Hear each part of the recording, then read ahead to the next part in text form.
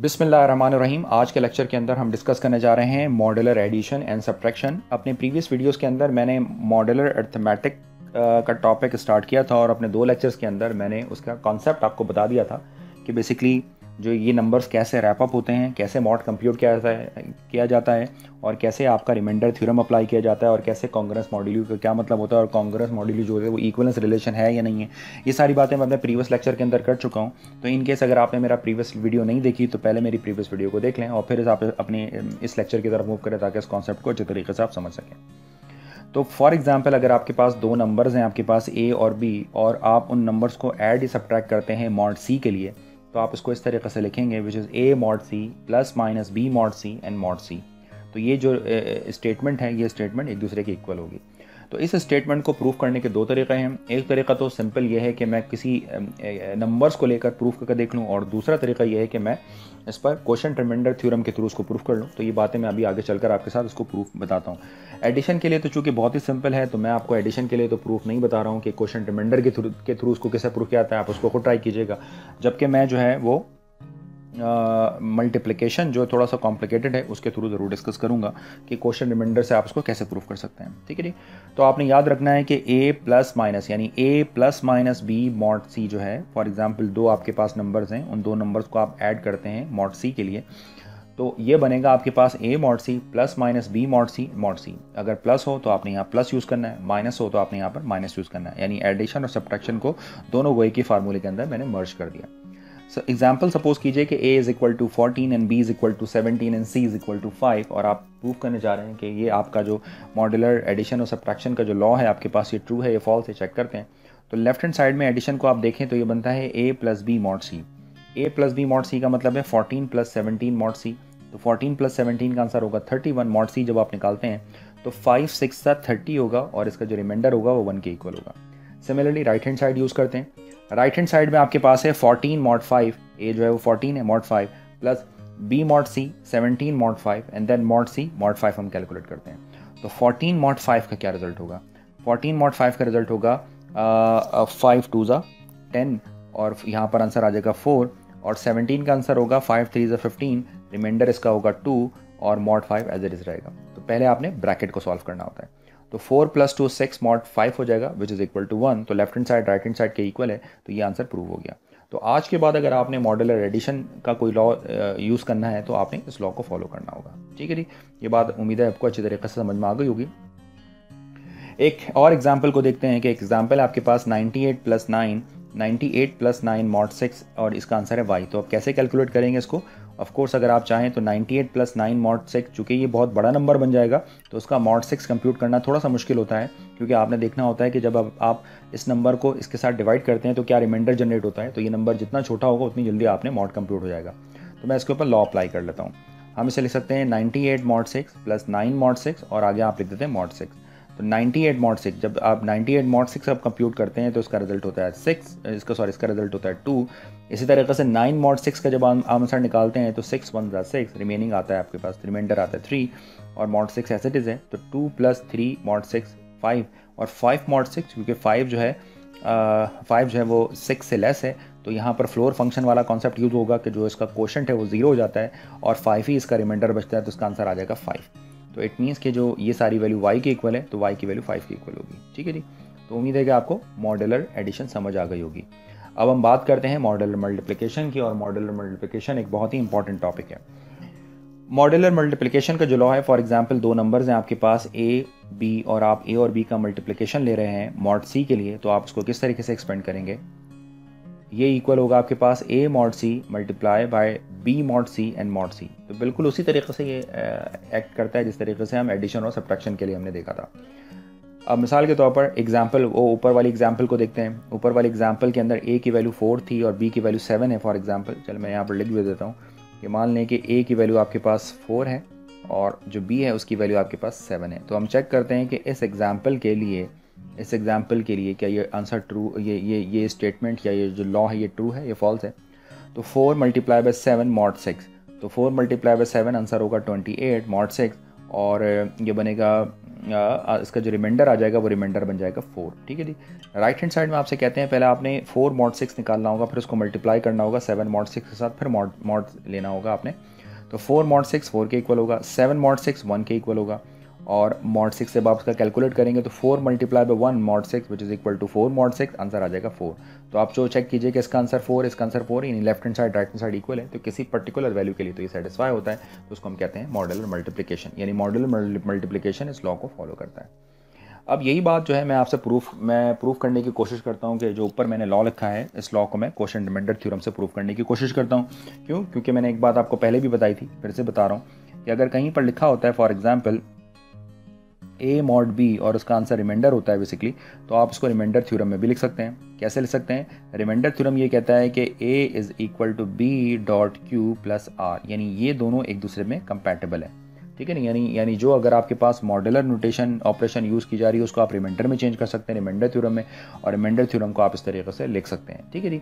तो यही बात मैं आपको यहाँ पर बताने वाला हूँ। सपोज़ कीजिए कि जो मेरे पास a है वो a जो यानी जो आपका फर्स्ट नंबर है उसको आप लिख रहे हैं this is c times of q1 plus r1, और ये जो आपके पास r है ये क्या होगा? r की जो लिमिट है यानी जो रिमाइंडर है इसकी जो लिमिट है, इसका क्या मतलब है? मैं फिर से बता देता हूँ आपको कि ऊपर आप जो है ना वो कंप्यूट कर रहे हैं, क्या कंप्यूट कर रहे हैं? आपको ज़रूरत पड़ने वाली है a mod c की, b mod c की, यानी कि आप a डिवाइडेड बाई c और b डिवाइडेड बाई c कर रहे हैं और इनके ऊपर आप लगा रहे हैं रिमाइंडर थ्योरम ना, तो इसीलिए पहले मैंने इनको यहाँ पर लिख लिया है कि a mod c वाली जो काम करने वाले हैं उसको रिमाइंडर थ्योरम के अकॉर्डिंग इस तरीके से लगिए। देखें a mod c जो है सपोज कीजिए कि उसका रिमाइंडर r1 के इक्वल आ रहा है, तो हम इसको उसकी फॉर्म में कैसे लिख सकते हैं? a is equal to c times of quotient 1 और ये आ जाएगा रिमाइंडर r1, इसके अकॉर्डिंग जैसे मैंने लिखा है। और यहाँ पर r की जो रेंज है वो क्या होगी? ऑफ कोर्स r 0 के इक्वल हो सकता है, 0 से ग्रेटर हो सकता है, बट ये जो आपके पास डिवाइज़र है इस डिवाइज़र से वो हमेशा लेस होगा। एंड q1 सम इंटीजर होगा, तो आप इसी चीज़ को ऐसे भी लिख सकते हैं a mod c is equal to r1। Similarly b mod c जो हमने प्रूफ करने के लिए यूज़ करना है क्वोशिएंट रिमाइंडर, तो इसको हम इस फॉर्म में लिख सकते हैं b is equal to c q2 r2, where जो r2 की लिमिट है ऑफ कोर्स कि वो 0 और c के दरमियान होगी। तो पहले हम चूज़ करते हैं अपनी लेफ्ट हैंड साइड। बहुत ध्यान से देखिएगा, लेफ्ट हैंड साइड आपको ये कहती है कि a multiply by b mod c, तो a का जो रिजल्ट है वही रिजल्ट है आपके पास c multiply by q1 r1, ऊपर मैंने लिख दिया है, आप चाहें तो ऊपर से आप देख लीजिए। ये देखिए a की वैल्यू ये आपके पास गिवन है, क्वोशिएंट रिमाइंडर थे, b की वैल्यू क्वोशिएंट रिमाइंडर से गिवन है, उसको उठाकर आपने अपने मॉड्यूलर मल्टीप्लिकेशन के लॉ के लेफ्ट हैंड साइड पर आपने इसको सब्स्टिट्यूट कर दिया। ठीक है जी। अच्छा जी, अब क्या बन गया आपके पास? जब आपने इसको यहाँ पर सब्स्टिट्यूट कर दिया, a की वैल्यू a की जगह डाल दी, b की जगह डाल दी, अब इनको मल्टीप्लाई किया, तो c multiply by c square q1 q2, c multiply by r2, तो c q एन r2, और अच्छा ये q1 होगा, मैंने c q1, तो ये बन जाएगा c q1 r2, फिर आपने r1 को इन दोनों नंबर से मल्टीप्लाई किया तो बना c q2 r1, और फिर r1 और r2 को मल्टीप्लाई किया mod c के लिए। ठीक है जी। अच्छा नोट कीजिए कि इन सब में से c को कॉमन निकाला जाएगा, तो c कॉमन आ गया। ठीक है जी। और ये बन गया c q1 q2 q1 r2 and q2 r1। अब मैं अगर आपसे पूछता हूँ कि ये लिखा हुआ है टेक्निकली c और यहाँ पर कोई ना कोई बेसिकली नंबर होगा आपके पास, तो मैं अगर आपसे कहता हूँ कि लिखा हुआ है c mod c, जब आप इसे कंप्यूट करेंगे तो क्या आंसर होगा? तो याद रखें कि c mod c का आंसर 0 के इक्वल होता है, क्योंकि c के साथ कंप्लीटली डिवाइड होता है। इसी तरीके से c स्क्वायर mod c का आंसर भी 0 के इक्वल होता है, क्योंकि c स्क्वायर भी इसके साथ कम, यानी 5 mod 5 का आंसर 0 का होगा। इसी तरीके से 25 mod 5 का आंसर भी 0 के इक्वल होगा, क्योंकि 25 जो है वो 5 से कंप्लीटली डिविजिबल है, जो 5 का स्क्वायर भी है। ठीक है। तो इसी तरीके से अगर मैं आपसे कहूँ कि c, और ये तो कोई कांस्टेंट नंबर होगा आपके पास, इससे हमें कोई फिक्र की बात नहीं है कि अगर मैं c mod c निकाल रहा हूँ तो क्या आंसर आएगा, आप यकीनन यही कहेंगे कि c mod c का आंसर 0 को इक्वल होगा। तो इसी तरीके से जब इसके ऊपर mod c लगाएंगे तो ये ऑपरेशन कंप्लीटली 0 हो जाएगी, और इसी तरीके से ये आंसर जो आपके पास बचेगा लेफ्ट हैंड साइड पर वो बनेगा r1 r2 mod c, r1 r2 mod c, ये आ गया आपका लेफ्ट हैंड साइड का आंसर। ठीक है जी। अब हम चूज़ करते हैं अपनी राइट हैंड साइड। ये मैं यहाँ पर ये लेफ्ट हैंड साइड जो लिखी है इसको मैं यहाँ से ऐसे रिमूव कर देता हूँ, ये बन गया आपके पास 1। ठीक है जी। अब हम चूज़ करते हैं राइट हैंड साइड। तो राइट हैंड साइड है आपके पास a mod c multiply by b mod c a mod c बराबर है r1 के, जैसे कि मैं आपको पहले भी बता चुका हूँ। ये ऊपर देखिए आप कि जो a mod c है इसको आप चाहें इस तरह भी लिख सकते हैं, यानी जो क्वोशिएंट रिमाइंडर वाली फॉर्म है उसको आप ऐसे भी लिख सकते हैं, और ऐसे वाली फॉर्म को क्वोशिएंट रिमाइंडर की फॉर्म में भी लिख सकते हैं। तो ये है R1 और इसी तरीके से B mod C जो है वो है इक्वल है R2 के। तो आपने यहाँ पर क्या करना है, सिंपली यहाँ पर R1 और R2 पुट कर देना है mod C। तो अगर आप नोट करें तो ये जो आपके पास 2 फॉर्म हुई है, जब आप चेक करेंगे कि फ्रॉम 1 एंड 2 से अगर आप देखेंगे तो आपको इस चीज़ का आइडिया हो जाएगा कि आपके पास जो लेफ्ट हैंड साइड है वो बेसिकली राइट हैंड साइड के इक्वल है। तो जब आपके पास लेफ्ट हैंड साइड जो होती है वो राइट हैंड साइड के इक्वल होता है तो ऑफ कोर्स कि जो भी स्टेटमेंट होती है वो स्टेटमेंट आपकी प्रूव हो जाती है। तो यहाँ पर हमने स्टेटमेंट अपनी प्रूव कर ली। ठीक है जी। अब इसके फ़ायदे क्या हैं, इसके क्या नुकसानात हैं, या हम इसको क्यों पढ़ रहे हैं, ये सारी बातें आगे चलकर मैं आपके साथ डिटेल से डिस्कस करने वाला हूँ। तो आप मेरे साथ टच में रहिएगा। इसी तरीके से इसको एक एग्जाम्पल के लिए देखते हैं कि given a mod 12 is equal to 5 और a.13 mod 12 is equal to y। तो ये दो चीज़ें आपके पास गिवन हैं और आपसे कहते हैं कि सॉल्व फॉर y। तो आपने y के लिए सॉल्व करना है। तो क्या करने वाले हैं आप, इस इक्वेशन से y को अलग कर लें। y कैसे अलग हो सकता है, आप इसको लिख सकते हैं कि a39 mod 12, इसको आप ब्रेक कर लें तो ये बनेगा a mod 12 और डॉट b mod 12 mod 13। और आपको पता है कि a mod 12 की वैल्यू आपके पास ऑलरेडी गिवन है विच इज़ इक्वल टू 5। तो आप यहाँ पर 5 रख दें। 39 mod 12 आप कैलकुलेट कर लें। 31 द 31, 32 ज़ा 24 एंड 13 3 ज़ा 36। तो जब आप यहाँ पर 36 रखेंगे तो 39 है और तो 3 जो है वो बेसिकली आपका रिमाइंडर हो जाएगा। तो 39 mod 12 का जो आंसर है वो 3 हो जाएगा। mod 12 पहले से मौजूद है तो ये बनेगा 15 mod 12 और 15 mod 12 का जो रिजल्ट है वो 33 के इक्वल होगा। और एक्चुअली ये जो वैल्यू है y के इक्वल है तो y का आंसर 3 के इक्वल हो जाएगा। ठीक है जी। तो उम्मीद है कि आपको यहाँ तक बात अच्छी तरीके से समझ आ गई होगी। नेक्स्ट हम डिस्कस कर रहे हैं मॉड्यूलर एक्सपोनेंटेशन या एक्सपोनेंशन। तो मॉड्यूलर एक्सपोनेंटेशन में हम क्या करने वाले हैं, हम एक्सपोनेंट कैलकुलेट करने वाले हैं। ठीक है जी। कैसे कैलकुलेट करेंगे, finally let's explore the exponentiation property. Suppose कीजिए कि ये कुछ लिखा हुआ है आपके पास a पावर b और mod c के निकालना है। अब एक्सपोनेंशन में मसला सबसे बड़ा ये होता है कि जब आप a power b mod c compute करते हैं तो a पावर b यानी पावर जनरेट करने पर आपके पास कोई बहुत ही बड़ा सा नंबर जनरेट हो सकता है। तो जब अगर आपके पास बहुत बड़ा नंबर आपके पास अगर जनरेट हो जाएगा तो ऑफ कोर्स आपके लिए मॉड कंप्यूट करना बहुत मुश्किल हो जाएगा। तो ये जो मैं पॉइंट बता रहा हूँ इन पॉइंट्स को बहुत आपने डिटेल से देखना है और बहुत डेप्थ में मैं आपको यहाँ पर बताने वाला हूँ। पहले तो फार्मूला देखिए कि a power b mod c का जो रिजल्ट होता है आप उसको ऐसे लिख सकते हैं a mod c and then whole power b and then mod c। ठीक है जी। तो पहले ये चीज़ को एक्सप्लेन कर लिया हमने। अच्छा, इसको इजीली हम प्रूफ भी कर सकते हैं। अगर हम a b और c के लिए कोई वैल्यू असाइन कर लें तो आसानी से लेफ्ट और राइट के लिए हम इसको प्रूफ भी कर सकते हैं। What we can do to reduce the size of term involved make our calculation faster। अगर यहाँ पर साइज ऑफ टर्म बहुत बड़ी होगी तो आपकी कैलकुलेशन जो है वो बहुत स्लो हो जाएगी। हमने अपनी कैलकुलेशन को बेसिकली फास्ट करना है। तो अपनी कैलकुलेशन को फास्ट करने के लिए हम क्या करने वाले हैं, suppose we want to calculate 2 power 19 mod 30। अब अगर आप कैलकुलेटर से 2 पावर 19 का आंसर निकालें और उसका रिमाइंडर फाइंड आउट करें, यानी डिवाइड करें उसको 13 के साथ, उसका रिमाइंडर फाइंड आउट करें, तो यकीन कीजिए बहुत ज़्यादा टाइम लगने वाला है आपके पास। But we have to calculate that can not hold any number larger than 2 power 15। आपको पता है कैलकुलेटर जो है वो कम से कम 2 पावर 15 से बड़ा नंबर वो डिवाइड में नहीं लाता, होल्ड नहीं कर सकता। Here is the simply divide and conquer strategy. हम इसको simply divide and conquer strategy का मतलब ये होता है कि आप इसको डिवाइड करें और आपका आंसर मिल जाएगा इजीली। तो प्रॉब्लम ये है कि 2 पावर 90 बहुत बड़ी क्वांटिटी है, जबकि कैलकुलेटर 2 पावर 15 से अगर आपको अलाउ नहीं करता तो आपने कुछ और काम करना होगा। तो आपने क्या करना होगा, मैंने इसको स्टेप वाइज यहाँ पर डिफाइन किया है। स्टेप नंबर 1 है split a power b into n smaller parts using exponent rule. अब ये जो 2 पावर 19 है उसको आप ब्रेक कर लें 2 पावर 15, 2 पावर 40 में। कंपैरेटिवली 90 को डील करने से 50 और 40 को डील करना आसान है। फिर आपने इसका mod c कैलकुलेट करना है। अब मिसाल के तौर पर 2 पावर 15 mod c निकाला, 2 पावर 40 mod c। ऑल्दो ये नंबर भी बहुत बड़े हैं तो मैं तो ये भी प्रेफर नहीं करता, और आगे चलकर आप देखेंगे कि मेरे पास इससे ज़्यादा स्मार्ट अप्रोचेस मौजूद हैं इनकी पावर्स को कंप्यूट करने के लिए। ठीक है जी। तो हम इसको एसएच इस रूल को कोई ख़ास प्रेफरेंस नहीं देते हैं, क्योंकि ब्रेक करने के बावजूद हमारे पास एक बहुत बड़ा नंबर जनरेट हो रहा है। जैसे कि 2 पावर 50 को जब हम ब्रेक करते हैं तो हमारे पास 1 1 2 5 999 58 999 06 84 और 2 पावर 40 का ये बड़ा सा रिजल्ट जनरेट होता है। अब इसका mod 13 अगर आपने कैलकुलेट करना है तो ऑफ कोर्स ये मैनुअली कैलकुलेट नहीं हो सकता। इसके लिए आपने कैलकुलेटर को यूज़ करना होगा, और कैलकुलेटर को यूज़ करने के बाद आपका जो आंसर है वो 4 के इक्वल आ गया, या रिमाइंडर 4 के इक्वल आ गया। सिमिलरली रिमाइंडर यहाँ 3 के इक्वल आ गया। तो जब ये वैल्यूज़ आपको मिल जाएँ तो बहुत आसान हो जाता है फिर तो काम करना। कैसे कि आपने यहाँ पर 2 पावर 90 और mod 13 निकालना है, तो आपने इसको ब्रेक कर लिया 2 पावर 50 एंड 2 पावर 40 के अंदर mod 13। इसको आप इस पर आप जो है वो मल्टीप्लिकेशन लॉ अप्लाई कर लें, तो मल्टीप्लिकेशन के जो लॉ है ये कहता है आपको 2 mod 13 multiply by 2 power 40 mod 13 mod 30, और इसको जब आपने सॉल्व किया तो आंसर 4 आया, इसको जब आपने सॉल्व किया ऊपर तो आंसर 3 आया, और mod 13 तो ये बना 12 mod 13, और 12 जो है वो 13 से लेस है, तो इसका आंसर जो है इस पर सीलिंग फंक्शन अप्लाई हो फ्लोर फंक्शन अप्लाई हो जाएगा, क्वोशंट 0 के इक्वल हो जाएगा, और जो कुछ बचेगा वो आपका रिमाइंडर है, और रिमाइंडर का आंसर यहाँ पर ट्रू आ जाएगा।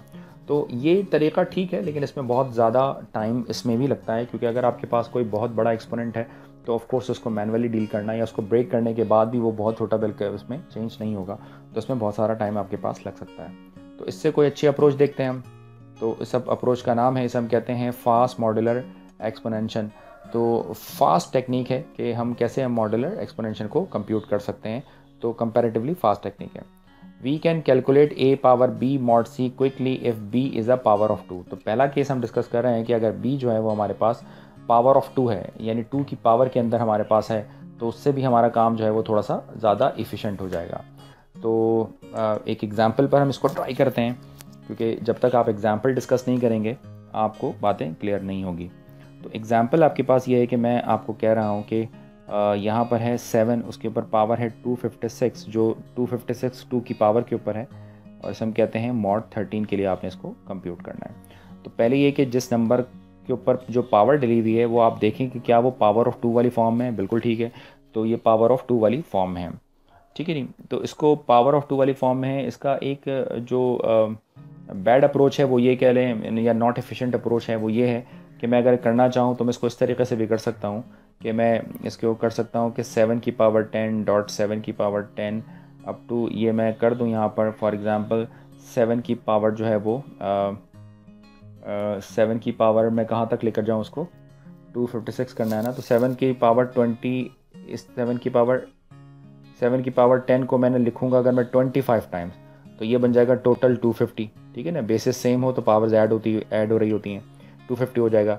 अब 6 अगर आपके पास और चाहिए तो आप इसको लिख लें 7 पावर 6, ठीक है जी। तो आपके पास ये टोटल जो हो जाएगा, टोटल यानी आप इसको इस तरह भी लिख सकते हैं 7 power 10 dot 7 power 10 dot 7 power 10 dot dot dot आप इसको लिख सकते हैं डॉट, ये डॉट मल्टीप्लिकेशन वाला डॉट है 7 पावर 10, और ये आपने कितना लिखा है, ये आपने इसको लिखा है 25 टाइम्स, 25 टाइम्स आपने इसको यहाँ पर लिखा। फिर भी ये 10 मल्टीप्लाई बाई 25 ये बनता है 250। अभी भी आपको 6 यूनिट और चाहिए, तो अब आखिरी जो नंबर है आपके पास वो आप लिखेंगे 7 पावर 6, और आप जो है इन सब वैल्यू का मॉड कैलकुलेट कर लेंगे। इसका फ़ायदा ये है, इनफैक्ट फ़ायदा तो कोई भी नहीं है, लेकिन चलो मैं आपको थोड़ा सा बताता हूँ।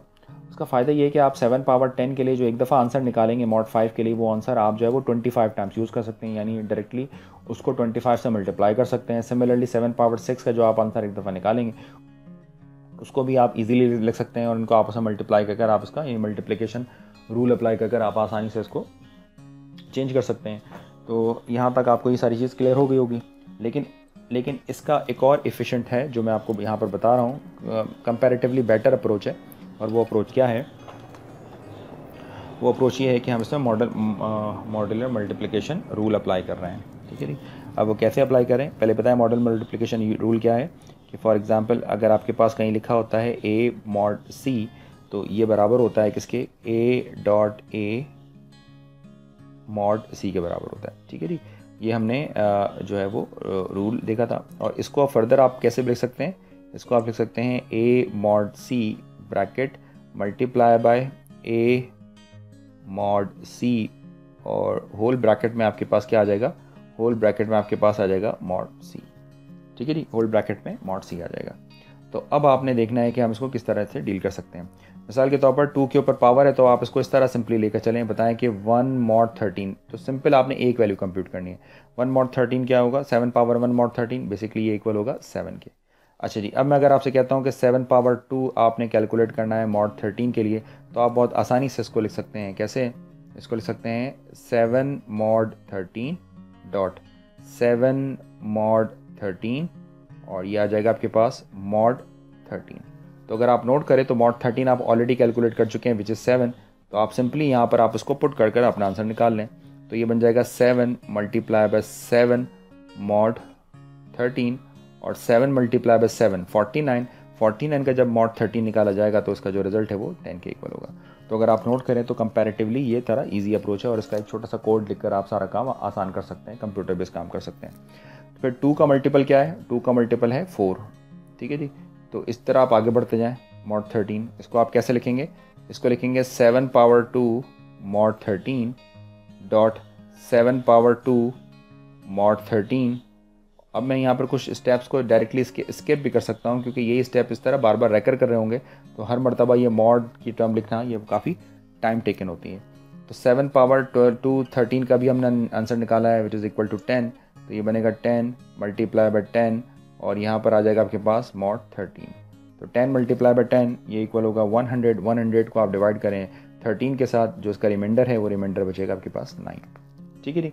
तो अगर 2 के पावर वाला रिजल्ट हो तो उसको इस तरह लिखना है। इसी तरीके से अगर आपके पास मौजूद है, क्या मौजूद है, 4 2 8 8 मॉड 13 अगर आपके पास है तो आप इसको किस तरीके से ब्रेक कर सकते हैं? इसी तरीके से 7 पावर 8 मॉड 13 अगर आप कैलकुलेट करेंगे तो अगर आप इसको चाहें तो उसको ब्रेक कर सकते हैं। कैसे ब्रेक कर सकते हैं इसको हम ब्रेक कर सकते हैं 7 power 4 mod 13 dot 7 power 4 mod 13 and then mod 13 में आप उसको ब्रेक कर सकते हैं। और ऑफ कोर्स की जो मॉड 7 पावर 4 का जो रिज़ल्ट है ये तो आपको पहले से मालूम है। ये रिज़ल्ट किसके इक्वल है? ये रिज़ल्ट इक्वल है आपके पास 9 मल्टीप्लाई बाय 9 और ये बन जाएगा आपके पास मॉड 13। तो 81 मॉड 13 का जो रिज़ल्ट है वो इक्वल होता है किसके इक्वल होता है? 3 के इक्वल होता है, ठीक है जी। अब यहाँ पर भी बहुत बड़े नंबर जनरेट नहीं होंगे, ये नंबर्स रैप अप हो रहे होते हैं, तो नंबर्स हमेशा छोटे ही जनरेट होते हैं, इस बात का आपने ध्यान रखना है। मिसाल के तौर पर ये जो 13 है आपके पास, जो भी आपके पास जो नंबर्स जनरेट होंगे वो ऑफ कोर्स जो है वो 13 से लेस ही होंगे यकीनन, ठीक है नहीं। तो इस चीज़ को आपने अपने जहन में रखना है। जैसे 12 आवर्स क्लॉक होती है तो यहाँ पर जो भी नंबर लिखा होता है आप कुछ भी कर लें वो नंबर से लेस होगा हमेशा। तो मॉड 13 है तो मॉड 13 से लेस। तो इसी तरीके से अगर आप इसी सीक्वेंस को आगे बढ़ाते हुए चले जाएं, ठीक है, जो मैं अभी कंप्लीट नहीं कर रहा हूँ, अगर मैं फॉर एग्ज़ाम्पल इसके अंदर सब्स्टिट्यूट करते जाऊँ, चलो मैं लिख देता हूँ वी कंटिन्यू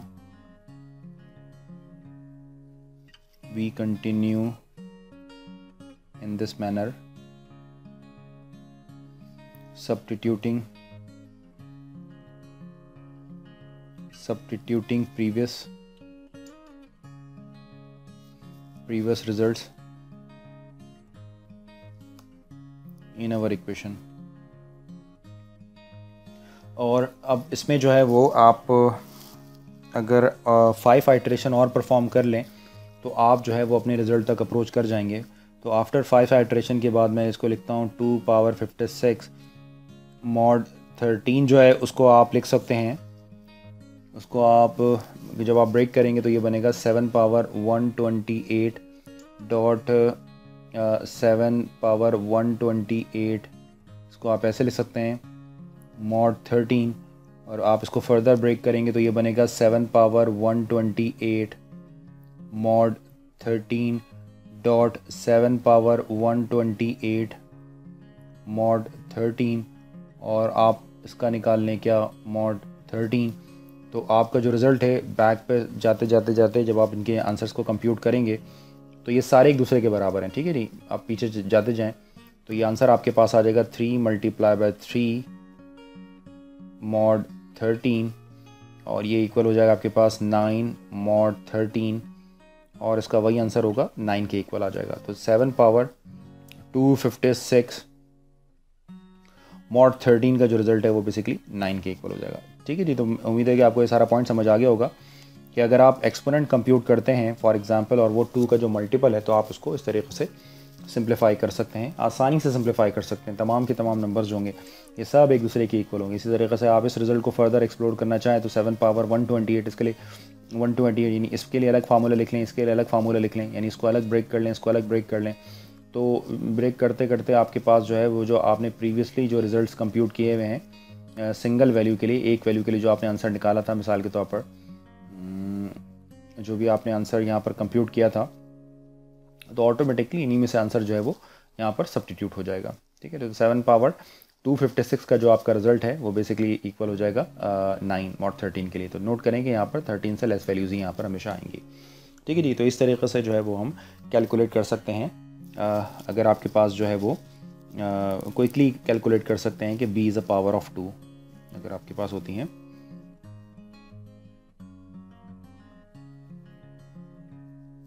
ये आपको क्या बताता है? Quickly provided that b is a power of 2। तो पावर ऑफ 2 हो तो हम इसको कर सकते हैं। तो इस तरीके से, लेकिन अब अगेन यहाँ पर एक क्वेश्चन ये रेज होता है कि अगर b जो है वो 2 की पावर ना हो तो फिर क्या होगा। तो अगर वो 2 की पावर नहीं हो तो कोई बात नहीं, उसके लिए भी हम एक एग्जांपल डिस्कस करते हैं, ताकि जैसे यहाँ पर हमने डिस्कस किया था कि अगर वो पावर ऑफ 2 हो तो फॉर एग्जांपल अगर वो पावर ऑफ 2 ना हो, क्योंकि फ़ौरन ही हमारे जहन में एक क्वेश्चन आएगा कि अगर वो पावर ऑफ 2 नहीं हो तो फिर क्या होगा। तो अब हम उसकी बात कर लेते हैं, एक एग्जाम्पल लेकर करते हैं, एग्जाम्पल डिस्कस करते हैं। How can we calculate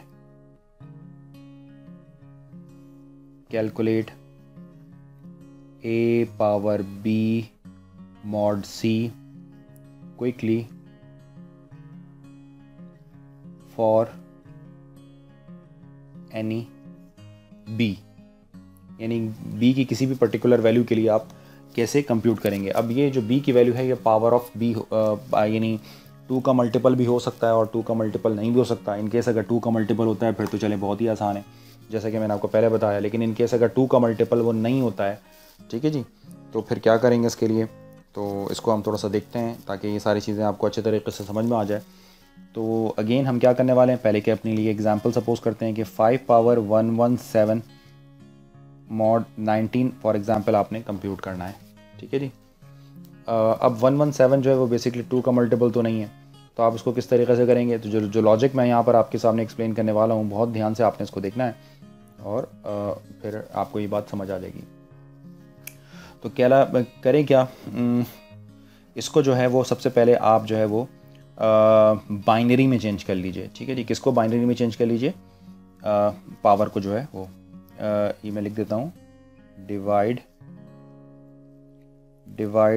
b into power of 2 by writing it in the binary form. तो इसको बाइनरी फॉर्म में लिख लीजिए।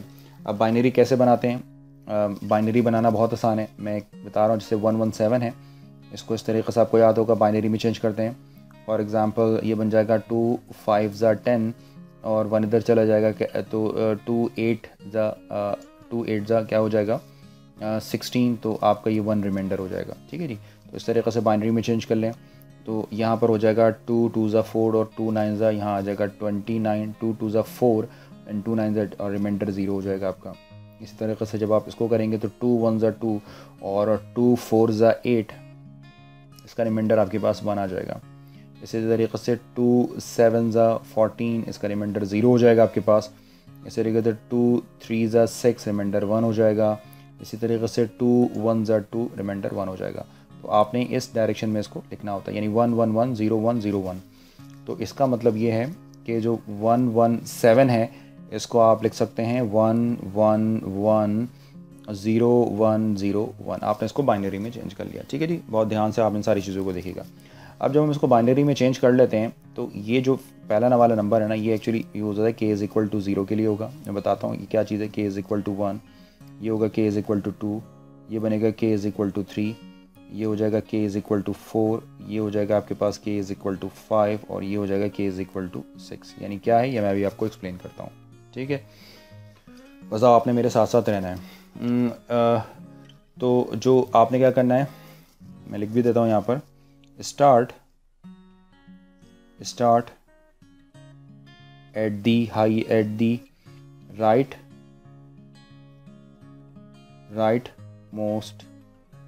rightmost digit। तो राइट मोस्ट डिजिट से आपने स्टार्ट करना है, यानी इस डायरेक्शन से आपने जाना होगा अपने। एंड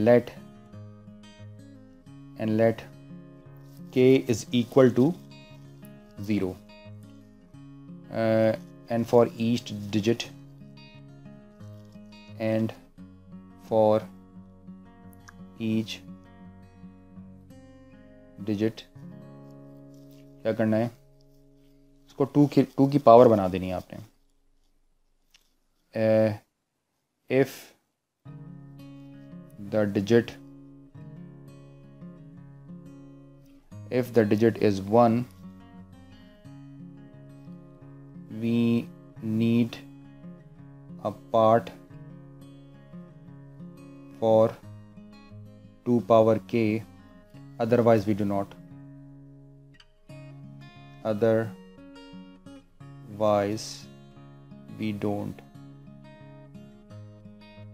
ठीक है जी। तो जहाँ जहाँ पर अगर आपके पास 1 है तो उसको आपने k की पावर में चेंज कर देना है, जबकि 0 वाले को नहीं करना होगा आपने। और फिर आपने क्या करना होगा, इसको 2 की पावर में चेंज करने के लिए ऐड 1 to k, जो 1 to k सारे हैं इसको ऐड कर लीजिए and move left to the next digit, ठीक है। तो आपने इसको 1 to k जितने नंबर सबको मूव ऐड कर देना है और आपने लेफ्ट से नेक्स्ट डिजिट की तरफ मूव करना है। अब ज़रा ध्यान से देखिए क्या मतलब हुआ इसका। सपोज़ कीजिए कि जो 117 है, इस 117 को आप कैसे लिखेंगे, तो पहले आपने इसको राइट से स्टार्ट करना है। राइट से स्टार्ट करने का मतलब ये होता है कि आपने इसको लिखना होगा, ये होगा 2 raised to power 0, यहाँ 1 है ना, तो 1 अगर आपके पास लिखा हुआ है तो उसको आपने 2 के ऊपर 0 पावर कर लिखना होगा। तो इसको आप लिखेंगे 2 raised to power 0, ठीक है जी। अब यहाँ पर है चूँकि 0, तो टेक्निकली इसको मुझे लिखना चाहिए, इसे छोड़ देना होगा, ठीक है। जहाँ 0 देखिएगा यहाँ पर ये क्या कहते हैं, if the digit 1 we need a part for 2 power k, अगर डिजिट आपके पास 1 है तो उसको 2 के ऊपर पावर डाल दीजिए। अब यहाँ पर 0 है, इसको छोड़ दें। अब यहाँ पर है 1, ठीक है जी, तो यहाँ पर 1 है, तो यहाँ पर आपने क्या लिखना होगा, k की वैल्यू कितनी है 2, तो यहाँ पर आपने लिखना होगा 2 power 2, समझ गए, प्लस। फिर इसके बाद यहाँ पर प्लस मैं क्यों लगा रहा हूँ, मैं भी आपको यहाँ पर एक्सप्लेन कर चुका हूँ कि यहाँ पर आपने 1 to k जितने भी नंबर्स उनको आपने ऐड करना होगा। फिर यहाँ पर आप 0 को छोड़ दीजिए। फिर यहाँ पर है k की वैल्यू, तो इसको आप लिखेंगे 2 power 4, फिर 1 है तो उसको आप लिखेंगे 2 power 5, फिर भी 1 है तो यहाँ पर लिखेंगे 2 power 6, ठीक है जी। तो आपने इसको इस तरीके से लिखना होगा। तो आप सिंप्लीफाई करके भी देख लें, ये बन जाएगा 1, ये हो जाएगा 4, इसे आप लिखेंगे तो 2 power 16, ये 2 power 5 32, और ये बन जाएगा 2 power 6 64। यानी जब आप इसको ब्रेक करेंगे, इसको ऐड करेंगे तो ये 117 के इक्वल हो जाएगा। और इसका फ़ायदा क्या है, इसका फ़ायदा ये है कि आपने कैलकुलेट करना था 117 5 power 117 mod 19 आपने कैलकुलेट करना था, तो उसको आप लिख सकते हैं 5 power 117 को लिख सकते हैं 1 + 4 + 16 + 32 एंड प्लस 64। और अगर आप चाहें तो उसको फर्दर ब्रेक कर सकते हैं 5 power 1 डॉट 5 power 4, क्योंकि बेसिस सेम हो तो पावर ज़्यादा हो जाती हैं, 5 power 16 and then 5 power 32 5 power 64, और यहाँ पर आपने कैलकुलेट करना होगा mod 19। मैं यहाँ पर भी mod 19 लिखना भूल गया था, तो ये mod 19 हो गया, ठीक है जी। तो उम्मीद है कि आपको यहाँ तक बात समझ आ गई होगी कि आप इसको किस तरीके से बाइनरी में चेंज कर सकते हैं। अब आप बिल्कुल वही प्रीवियस मेथड अप्लाई कर लें कि ये लिखा हुआ है 5 power 1 और यहाँ लिखा हुआ है mod 19, तो 5 power 1 mod 19 का आंसर हो जाएगा 5। इसी तरीके से 5 power 2 चाहिए, 5 power 4 चाहिए, तो आप पहले निकाल लें 5 power 2 mod 19, तो इसका रिज़ल्ट होगा 5 power 1 डॉट 5 power 1, तो सिंप्लीफाई करेंगे तो आंसर आ जाएगा 25 mod 19, और 25 mod 19 का मतलब होता है 6, ठीक है जी। तो कुछ वैल्यूज़ अगर आप निकाल लें तो प्रीवियस वैल्यू को आप पुट कर सकते हैं। इसी तरीके से 5 power 4 हमें नीड है, तो 5 power 4 19 का जो रिज़ल्ट होगा आपके पास वो बन जाएगा 6 × 6, ये हो जाएगा 36 mod 19, 36 mod 19, ठीक है जी। तो 36 mod 19 आपके पास इक्वल होगा 17 के। तो बहुत इजी है, mod 19 है तो इट मीन जितने डिजिट्स होंगे, अब ये 17 हो गया है, अब ये डिजिट जो है वो रेकर करना शुरू कर देंगे, देख लीजिएगा यहाँ पर। अब 5 पावर अगर हम 8 की बात करते हैं इसके लिए mod 19 के लिए, तो 5 power 8 का मतलब होगा इसका जो रिजल्ट आया है वो है 17, तो 17 मल्टीप्लाई बाय 17, तो 17 मल्टीप्लाई बाय 17 आंसर होगा 289 and this one is mod 19, तो 289 मॉड 19 का जो रिज़ल्ट होगा वो रिज़ल्ट होगा 4। ठीक है, इसी तरीके से आप कैलकुलेट कर लें 5 पावर 16 मॉड 19, तो ये आंसर आपके पास होगा 4 multiply by 4 which is equal to 16 mod 19, 16 mod 19 का आंसर अगेन आपके पास आ जाएगा 16। ठीक है, और इसी तरीके से 5 पावर 32 कंप्यूट कर लें, तो 5 पावर 32 मॉड 19 का क्या मतलब होगा, ये होता है आपके पास 256 मॉड 19। टेक्निकली मैं यहाँ पर इसको इस तरह नहीं कर रहा हूँ, मैं एक्चुअली इसको ब्रेक करके प्रीवियस वाले को पुट कर रहा हूँ, लेकिन टाइम सेव करने के लिए ये काम कर रहा हूँ। जैसे मैंने 5 की वैल्यू यहाँ पर पुट की, जो 25 मैंने लिखा है, आप ये मत समझिएगा कि मैंने इसका स्क्वायर किया है, एक्चुअली मैंने इसको 5 मॉड 19 में ब्रेक किया है और 5 मॉड 19 के आंसर मैंने यहाँ से इसको पुट किया है। तो 256 मॉड 19 का क्या रिज़ल्ट होगा, ये बन जाता है आपके पास 9। और इसी तरीके से आप आगे आगे मूव करते जाइए और आप मुझे बता दें यहाँ पर कि 64 मॉड 19 का क्या रिज़ल्ट होगा, ये 9 मल्टीप्लाई बाय 9 यानी ये बनेगा 81 मॉड 19, और 81 मॉड 19 इक्वल होता है आपके पास 5 के। तो जब आपने सारी वैल्यूज़ यहाँ पर कंप्यूट कर ली है, तो लास्ट स्टेप के अंदर आपको चाहिए 117 मॉड 19, तो ये आपके पास इक्वल होगा, जैसे कि आपको पहले भी बताया, ये आपके पास इक्वल होगा 5 पावर 1 मॉड 19 डॉट, ये इक्वल होगा 5 power 4 mod 19 dot 5 power 16 mod 19 dot 5 power 32 mod 19 dot 5 power 64 mod 19, और यहाँ आ जाएगा आपके पास मॉड 19। तो जब आप फर्दर इन सारी वैल्यूज़ को यहाँ पर सब्स्टिट्यूट कर देंगे जो भी हमने कैलकुलेट किए हैं, तो ये बनेगा 5 multiply by 17 multiply by 16 multiply by 9 multiply by 5, और जब आप इन तमाम वैल्यूज़ का कंप्यूट करेंगे मॉड 19, तो फाइनल आंसर आपके पास आ जाएगा 61200 मॉड 19। तो अगर आप नोट करें कि 2 पावर 117 कितना बड़ा डिजिट बन रहा था, उसके कंपैरेटिवली 61200 कितना छोटा डिजिट है, तो आप अब आसानी से रिमाइंडर कंप्यूट कर सकते हैं और इसका आंसर हो जाएगा 1। तो यहाँ पर 5117 मॉड 19 का जो रिज़ल्ट है वो इक्वल हो जाएगा 1 के। तो मुझे उम्मीद है कि ये चीज़ आपको आसानी से समझ में आ गई होगी कि इसको हम कैसे लिख सकते हैं। ठीक है जी, तो यहाँ पर आपको मैंने मॉड्यूलर अर्थमेटिक डिटेल के साथ एक्सप्लेन किया, जिसके अंदर एडिशन, सब्ट्रैक्शन, मल्टीप्लिकेशन, उस मल्टीप्लिकेशन का proof using quotient remainder theorem और मॉड्यूलर एक्सपोनेंटेशन को मैंने डिटेल से एक्सप्लेन किया है। तो प्लीज़ लाइक करें, शेयर करें और कमेंट ज़रूर करें। Thanks for watching this video. अल्लाह हाफ़िज़।